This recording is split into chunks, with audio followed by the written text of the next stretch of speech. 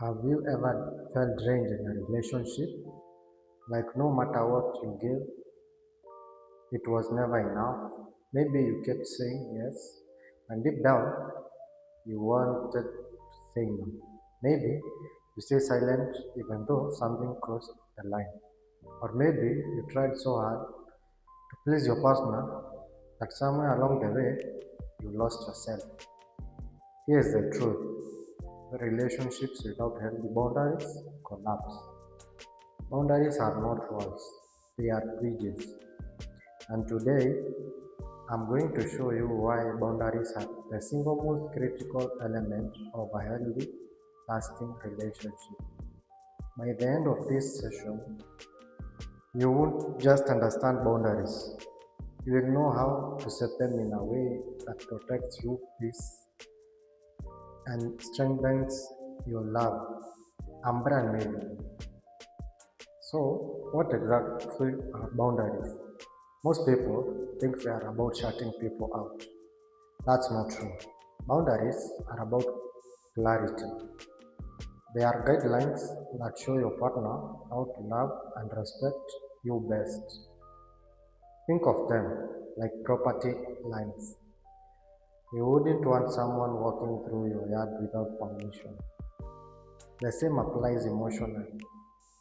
Boundaries define where you end and your partner begins. And here's the key: boundaries aren't about controlling someone else,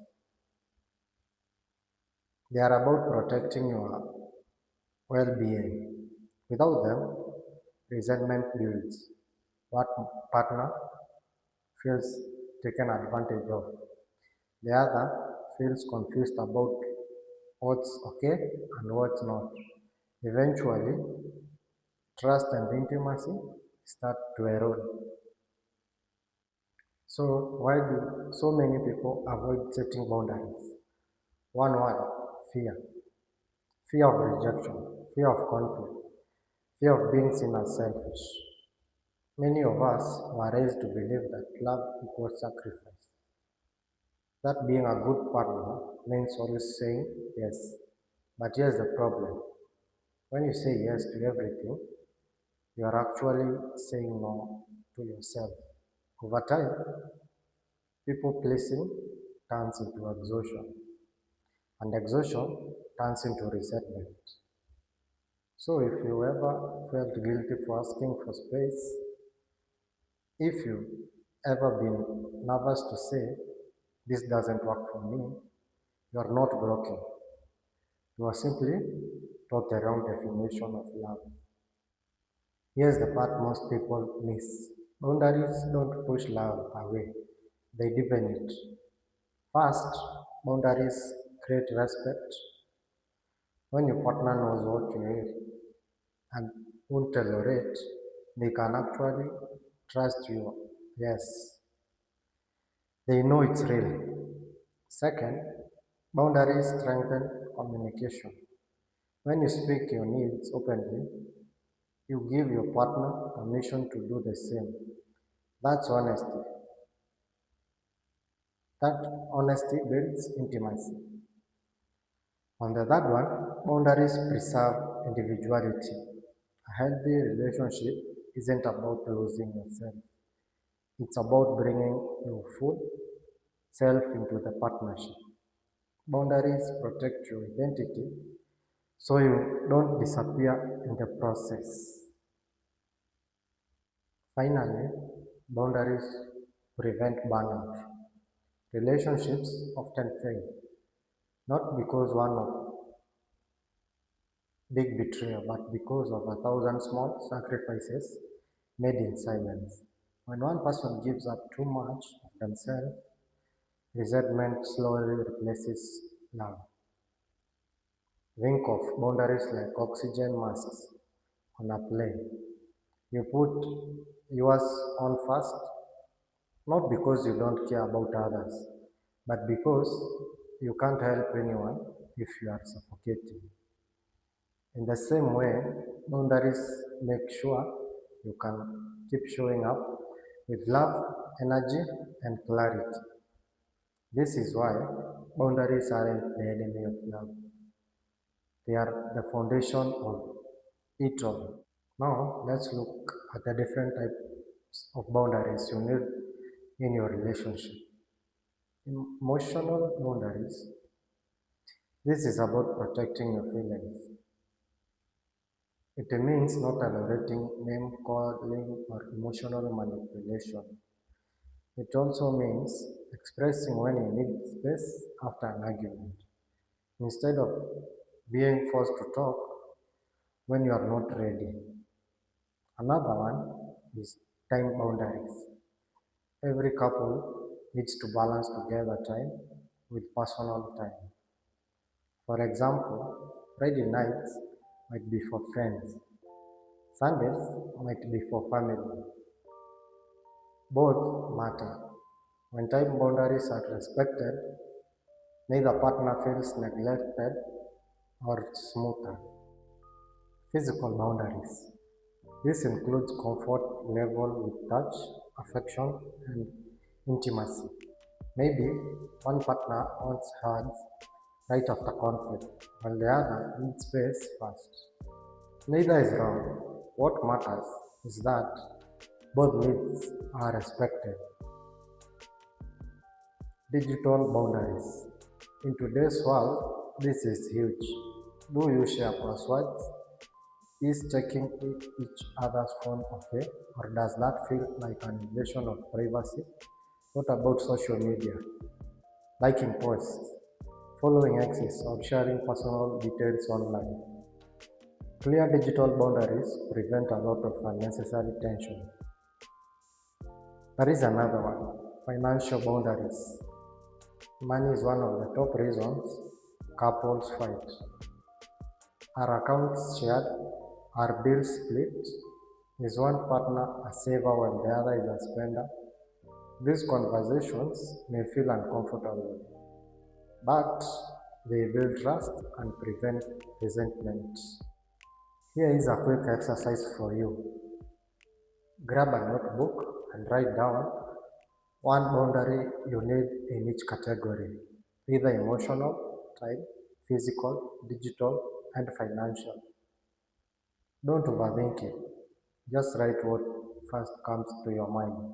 For example, on the first one, emotional, I don't want yelling during disagreements.